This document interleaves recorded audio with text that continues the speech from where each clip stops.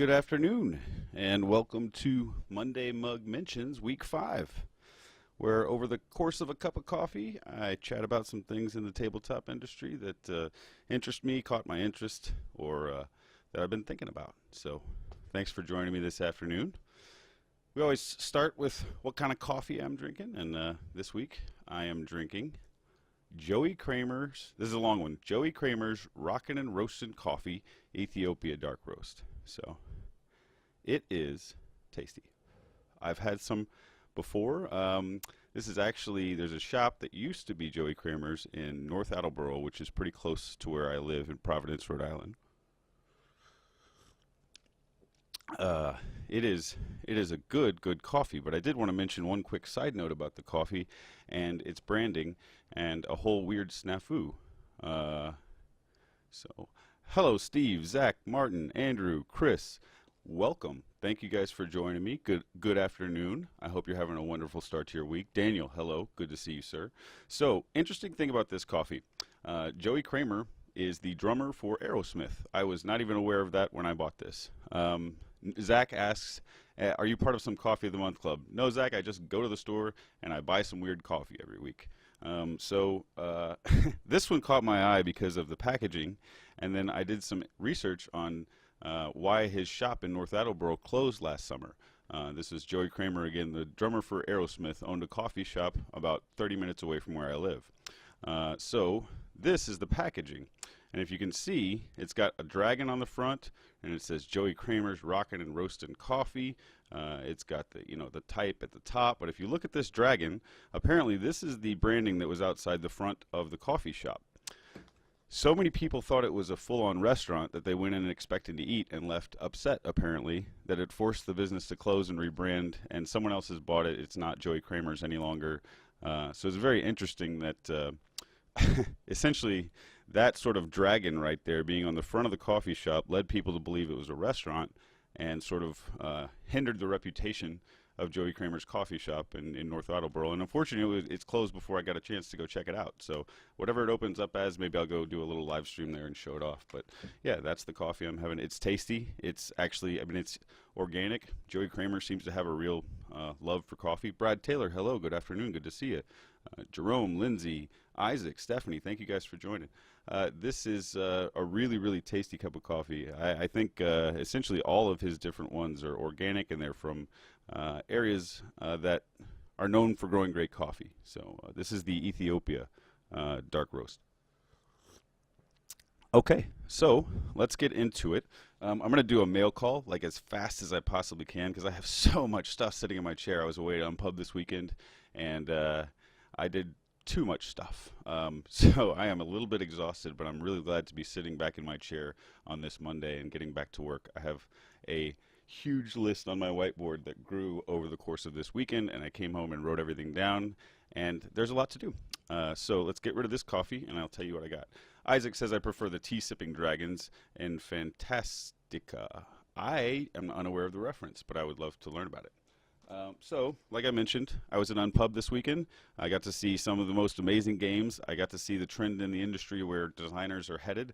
I got to see some really fun stuff, and I got to make some offers on some games. So we're really happy to share that stuff in the near future with you guys. I also stopped by Elm City Games in New Haven, which is Matt Fantastic's shop. He's a good friend of mine. Got and Alex Cutler, who's also a co-designer of Matt's, that they work on some amazing shop stuff. And then Trish, who runs the shop, is also a good friend of mine. So I got to give big hugs to 3 of my favorite people, and it was a really nice day, or a way to like break up the drive between going from Baltimore to Rhode Island, stop in New Haven, give hugs to my favorite people, and support one of my favorite shops, Elm City. So I'm going to show you what I got there. I got number 9. This game has been on my list for a while. This looks amazing. I've not played it, but can't wait. The World of Smog, on Her Majesty's Service. Picked this one up just based on the fact that I played it with my co-developer Andrew and the owner of Yanaguana Games. The one that owns the company with me. We had a real fun time playing it. I've only played it once. I just was fond of it. And since he's in San Antonio and I'm way up here now in Providence, I wanted to own it so I can, have a good time and play it with some of my friends in playgroup up here. And then Tokaido, I had just not owned, and I really want to teach my wife and son this in the near future. So, did we get through that fast enough? All right. I also, at Unpub, picked up a copy from my good friend Diane and Nick Sauer, uh, my promos, and Pinball Showdown. And the cool thing about Pinball Showdown is if you get it from Diane at like a convention or something like that, it usually comes with a pinball from an old pinball machine because she restores them. She is awesome. So is Nick, her husband. They're a really awesome couple that has some great games. Shooting in Games is their company. And then also the last thing from the mail is my copy of Groves arrived. Geez, it's a much bigger box than I expected, to be honest. It is a larger box than I expected. I thought it was going to be smaller than this. This is a really, really neat game from, and I'm going to murder the name, I'm sure, but Stephen Aramini and Dan Letzring. And my good friend, Jeff Wallace, who I get to play board games with on occasion when he visits Rhode Island, did some of the graphic design on their rulebook and stuff, if I recall. So congratulations on fulfillment, guys. That's fantastic. So Zach says table presence trending. Yes, absolutely. Table presence was like the theme of the show by far for Unpub. Isaac says it's a deck builder where you can stick your opponents with junk cards themed as Peaceful Dragon, who sits with a cup of tea and talks your ear off. Goodness, that might be a... I'm sitting with a cup of coffee and talking your ear off right now. So welcome, John, Gerald, Stephanie. It's good to see y'all. Brad Taylor says Groves look cool. Was unable to back it, but still on my radar. Brad, when we hang out at ConnecticCon this coming summer, you can play with me, and I'll be glad to teach you. So let's see here. What's next? We have got to get into the mechanisms. We are already running long on just chitter chatter. Let's get right into it. So mechanism-wise, this week I want to talk about something that's sort of a interesting thing for me. I have loved playing this game since I was a young kid. My father actually loved playing this game. I would catch him playing this at his office when I worked there sometimes. When I was, it was demanded that I was doing work, but he was actually building his metropolis. So SimCity by Maxis and now owned by Electronic Arts is one of my favorite games. I love building a city. I love seeing all the massive problems that can go wrong with it. I love having that fun sort of juxtaposition of starting with a tiny, small country town sometimes and building it into a metropolis that's, polluted, and you have to deal with all these issues with smog and things like that. So SimCity has been one of my favorite games since I was essentially a young kid. I think it's the first one I played was available on my Apple II in the kindergarten or first grade at Lock Hill Elementary in San Antonio, Texas. So Oregon Trail was also available there. So thank you to my elementary school for helping spawn my love of games. I'm not sure if that was their intention with the computer lab that was set up, but it was absolutely what ended up happening. So SimCity, you get to build a city from this tiny little thing to a huge thing. And the thing is, I've been looking for games for quite a while that are somewhat like this in the board game space. And I did a search on BGG just to sort of find out what was the top rated game that was sort of compared to SimCity. And there's a few geek lists with this sort of stuff in it. The one that kept coming up over and over and over again was Bezier Games' Suburbia. And I've played this, and while I understand the correlation between the two because you're building a city and you sort of build out larger, or in Suburbia you're sort of building your suburb, but it is sort of similar to a city. There's a lot of things, like factories and stuff like that. So hello, Chandler. And Martin says, I just got shipping notice for Feudum, Legendary Creatures in Sunset Over Water. He says he is #hyped. Okay, well, fantastic. I have my copy of Feudum, and I have got to learn how to play this so I can teach people. I need to do a mock run through here at the house so I can take it to the boardroom. I may be going to play games tonight, and I don't think that's on my list just because I've committed to Bunny Kingdom, which I'm looking forward to. So anyway, with Suburbia, it does feel like you're building a small city, but it certainly doesn't feel as expansive as something like, SimCity or even games that are sort of on the computer that are similar to SimCity. And I guess that's, of course, because you've got this massive procedural generation that you could maybe grow something in certain things, or, you've got a lot more AI running the systems. But I just feel like the board game space is definitely lacking SimCity type game where you actually build up a city and you go from era to era per se. And I may just be missing it. I may have not seen it when I did any of my research, but I really haven't found it. Now, Suburbia is a fun game, but it shares a lot of elements with like Euro games and the way the scoring works. So in my opinion, it's definitely a callback to that particular game, but I don't feel like it satisfies the experience that I particularly want. So that's just something I want to explore in the near future is how do we do that maybe in a way, first of all, that's effective and that works. And of course, seeing multiple games with great table presence this weekend gave me the idea to think about, how would we do this effectively, and be able to manufacture something that was a good value to the consumer, that was a Sim City type game. So, right, I mean, you're able to actually build up a full-on city over 3 eras or something like that, and you're using. I was thinking even just pieces of wood to represent the different towers of all the plots that you had, and I mean, each person, Civilization, Zach makes a good point. Civilization style games might scratch that itch. They do scratch the itch for upgrading, and then even through the ages gives me a little bit of that feeling where you're moving through time and you're definitely moving through the upgraded, um, advancements that Civilization made. However, for the Sim City, it feels more real time, right? You start with this, small little power plant in a few places. And I think Stephanie Brooks says, would Steam Park be similar?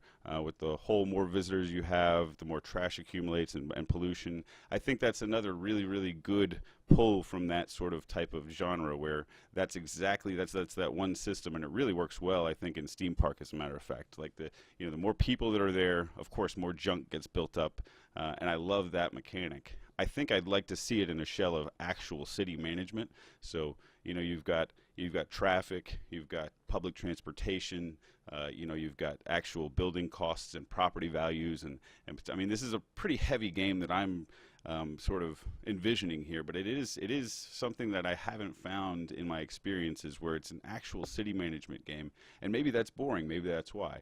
It could be that, at the end of the day, people have tried to design this, and they said, well, this is not a compelling experience, so I'm not going to continue. But I would like to explore it a little bit more, since SimCity is one of my favorite games. Through many renditions, I'm always willing to spend a little time, at least building out one big major city just to see what happens. I love it when a disaster comes through and you have to respond, or when your traffic's so bad you've just got to tear apart a whole portion of highway and streets and then come back and then all of a sudden rebuild this new efficient system. I enjoy that in the video game. I think it's easier to do, of course, on the digital side, but it sure would be an interesting thing to sort of start exploring. So I'm going to move on because we're, getting halfway through the show, and I am known to chitter chatter. So let's go on to media, and I want to talk about Cardboard Edison with Suzanne and Chris. These are personal friends of mine, but they also run an amazing site for especially upcoming and new developers. So Zach Connolly says, it's small, but have you ever tried Flip City? I have. I had Flip City in my own collection for quite a while, and it's an interesting game. The one thing I didn't love about it is the turning of the cards up and down and stuff, and it is neat, but it's a little smaller than what I'm envisioning. I would like to see, sort of on the table, just those sort of plots of major cities, and then the running between them, you see the lines of the streets and sort of things like that. Of course, again, that becomes hard to manage based on table size, and then how would you manage traffic and things like that. But, Food Chain Magnate's giving me some ideas on how you can sort of feel a little bit more massive on a micro scale and some different things. So that's definitely something that's still cooking for sure in my brain, but I'd love to hear thoughts on how to accomplish that if anybody's ever thought about it. Cardboard Edison actually is one of the best places I send people who have never per se done a game contract before or never worked with a publisher. It's got a really good breakdown of how publishers and designers interact, and how different percentages of large companies and small companies work their royalties, or their different aspects of the industry that are just generally not talked about a lot. And Suzanne and Chris did it in a really fun and bright way, where you can see these pie charts and stuff, where you really start to understand that the industry has a variety of ways for you to participate in it. So they also have the Cardboard Edison Awards, which are a really, really neat system of finding games that are unique and fun, and they also create games. So Cardboard Edison is a really neat resource on multiple levels. They're also very active in all the communities, like Boston Festival of Indie Games. They're often curators for that show, and they're just really fun and amazing people. I always get a big smile from Suzanne when I see her, and Chris is very knowledgeable as well. So is Suzanne. I mean, it's just a fantastic pair of folks that I love to see at every show. So I definitely wanted to make sure that everybody was aware of Cardboard Edison, especially upcoming designers, because it is a place when if you've never done a contract, I often say if you look over that page, I think you'll feel a lot more comfortable looking at contracts and discussing them and such. So it's a really great resource, and I definitely suggest that you take a look at it. So let me make sure that I've kept up here. Zach said not to mention their design contest. Yeah, absolutely. So the design contest, I think they run a few now. I may be wrong about that, but I know they have one major one that's really produced some amazing gems. So, all right. Let's see. The next thing I want to talk about is the marketing sort of sort of. This isn't even a marketing campaign. This is just the way that a company cooks marketing into their products, and I'm really jealous and angry after playing one of their games this weekend. It's stupid fun. It is the silliest thing ever, and it was accompanied by me meeting someone that I've been a fan of for a long time. I got to meet a bunch of my idols this weekend and new friends, and I mean I can't tell you. There are definitely lifelong relationships that started this weekend.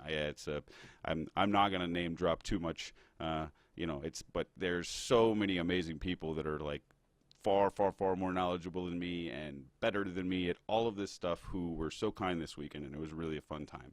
I had such a blast. Yeah, and there's one of them right there. I got to see his very cool game, a 2-player version of Dinosaur Island called Duelosaur Island, which I'm freaking stoked to get in the near future here. Daryl, good to see you. I just saw you join. Damien, good to see you. Congratulations on the new baby, my friend.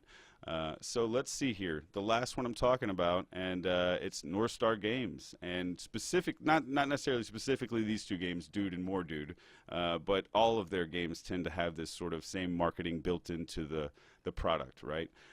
So with Dude and More Dude, I was sitting down with a group of folks. And is the video good on y'all's end? I think I need to double check here and make it all good. Okay, so with Dude and More Dude, there is simply a small deck of cards where you're sort of shuffling through. And let me see here. Did we lose? Okay, I think we're good. So, Dude and More Dude is a game where there's a deck of cards with dude spelled in various different ways. I guess the easiest way to explain it is, let's say there's a card that says D-U-D-E, and and there's another one that says D-E-W-D, right? So one would be Dude, and one would be Dude. And I'm going to say that back and forth with a group of people at the table. I'm going to go Dude, until I think I'm saying the same version of Dude as another person who's looking at their card. The second we think that we're both saying that, we go, sweet, and we put down the card. If it's matching, we get the point. If we don't get the point. I'm so jealous. This is an amazing idea. It was the most fun I've had playing a silly game in a long time. It was really, it's an incredible marketing strategy too, because the reason I even stumbled upon it was I was walking by and I just heard a group of people all going, dude, to each other. And I of course, I had to look over and see what was going on. So, North Star Games is also the makers of Happy Salmon. If you've ever seen that game, it's the table presence / game presence has this sort of, hey, look at me, until you look over. Even if you're annoyed, you're going to look over. And so that's sort of an interesting marketing cooked into the game strategy that's really clever, and it's again it works better with silly party games, but I think it can work with a lot of different things when you think about table presence or potentially noises or potentially interaction between players being keyed in on noises. And I'm just thrilled that I was sitting at a table and playing with some really fun folks who really, I think everybody who's going to have a good time with this game would buy into it immediately. Just sort of, dude, and there's little tiny dude, and it's dude, and you're doing this with a whole huge group of people, and the more people you have, the more fun. So it's just a really clever idea. It's going to be a Target exclusive in North America. I mean, the product is going to do fantastic. They do not need my help in terms of marketing it, but I just am. The marketing cooked into the game has me thinking about a lot of different things with projects that we're getting ready to work on and that I'm thinking about working on, and how that's going to work, and the idea of making sure everybody's doing fast, fun things and big actions to have a good time, which leads everyone who's watching that table to go, "What's going on? What's going on over there?" And exactly, I think Zach just said something. He said they make good con games, and that's exactly what I mean. Their convention presence is unbelievable. I did mention this earlier. I said that this marketing works in groups and groups of people, so the word of mouth grows. But the hard part, right, would be, well, how do you show this off at at the Target to show off how this works? And the packaging is a callback to the Big Lebowski with some glasses. It's a silhouette that looks very similar. I'm not sure.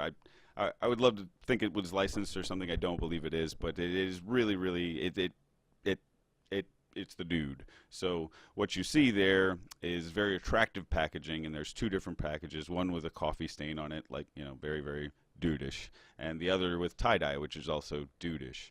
And I did find that one of the most difficult juxtapositions in the game of the two dudes was the tie-dye one, which just wants you to sort of say dude, and then there's one with DOOOODE, which where you're supposed to say dude, and it's kind of that one often people would fail on. So I mean, it makes for a fun, compelling, quick game. It gets everybody in a silly headspace, and again, the game markets itself while you're showing it off at a convention.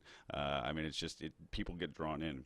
I will be showing a game at PAX East with some friends from Lay Waste Games, and when I go to show that game, I have a similar strategy, and I'm not going to give it to you. You got to come by the booth at PAX East for Lay Waste Games. I don't have the number quite yet, but I'll be there Thursday and Friday in the early daytime, probably into the evening, showing stuff off for a friend of mine, and just helping out with those guys. And then Saturday and Sunday, I've got meetings and business stuffs to do. So I'm thrilled to have gone to Unpub. I think I'm going to be going to it from now on. I don't think I'll ever miss another Unpub, and any mini event I can get to, I'll also be doing.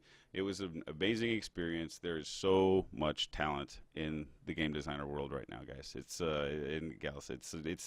I met an incredible amount of designers who have really ambitious projects, or really, really incredibly solid designs, or really, I mean, there's the things I can say about them are all positive. There were very few negatives. I was expecting to see some loose prototypes, some things that needed work, some things that were rehashes of other things, and I was incredibly wrong. Even the things that were rehashes per se of other things were new, clean takes on stuff, or more efficient takes on a game that maybe has been thought of as the way you do this game. So it's a really, really, really incredible group of designers that turns up to Unpub. It's maybe the gym for any publisher that's looking to sign games. You're sort of doing yourself a disservice by not showing up. And we're smaller. We are a small startup indie publisher, but I was in the company of Scott Gata from Renegade. Daniel from Mayday Games. I mean, there were heavy hitters at Unpub looking to sign games. If you're a designer, you should also go there. If you really think you're ready, if your design's in a place where you want to get great feedback for it, or if your design's in a place where you want to pitch it to a publisher who may, take it to that next level, Unpub is an absolutely essential event, I'd almost say. I'm sad I've missed it for the past few years. I honestly had misconceptions about it, and I was absolutely wrong. The amount of talent at that show is unbelievable. It makes me very, very enthusiastic about the future of board game design and where designers are going, and collaborative efforts. It's essentially we've found new folks we're going to be working with for sure. Like I said, I made new friends. I gave hugs to people who I've been idols with for years. I had dinner with people who I've been listening to for years, just on things like podcasts and stuff. And I'm you'll have a con every once in a while that sort of brings your spirits down. Sales are low. Customer interaction maybe not what you expected. Maybe the target market that you expected to turn up just didn't. And this wasn't even a sales-based show. This was just to go and see what we could find, maybe to bring in the Yanaguana family. Steve O'Torres, who's got a new game that we're working with that's got a bee theme, we brought that with us to check it out, and our feedback numbers were 4s and 5s all across the board for it. So, we wanted to see what that looked like. Wonderful. It's the amount of benefit from the experience was 100% amazing, and we weren't even trying to sell games or do anything. The normal metric that we say for success, of course, is generally sales, right? But we were actually purchasing things there. We were looking to spend money, and that's a very successful show too. So it's a very, very interesting juxtaposition to what I'm used to. But as I was mentioning, sometimes you'll have a show that's one of those that just sort of is rough, right? And it brings you down sales-wise or whatever. And this is one of those shows that refills your tank and then starts filling over the top, right? Like I've got one of those very full heart situations right now from meeting awesome people. I've got a very full brain from all the projects that were going on. My whiteboard is full from top to bottom over here. I've got 1, 2, 3, 4, 5, 6, 7 projects that all demand actual attention in the next week and a half, and are going to run all the way into PAX East with meetings wrapped into that. It's very busy, but it's a very amazing time. So I'm super happy to, get involved with all that sort of stuff. But yeah, I would say Unpub, you've got to go. If you haven't gone, it's definitely something you should consider. If you're a publisher looking for games, you will find things you want to sign. If you're a designer looking to get your game published and you've got a solid design, there are people there who can take your game and do great things with it. So I think that's pretty much all I've got for this week. Does anybody have any questions? I'd be feel free to answer them. I did want to sort of just give a shout out to some of the folks I met this weekend. You guys were awesome. Huge hug your way again. I hope you're all home safely. Hug with your families, your kids, your friends, your fellow loved ones, whoever is in your life that's special to you. I want to say that essentially when I got home, it's a mix of the best thing in the world to see my family, and also it was like, being filled up with all this fun that I had this week and all these people I got to meet. Really, really, really, really great way to spend life. So I do encourage you to find something that makes you as happy, for the most part, as I get to be when I go out and work. So thank you guys for joining me. Again, this has been Monday Mug Mentions Week 5, and I'll see you guys next week.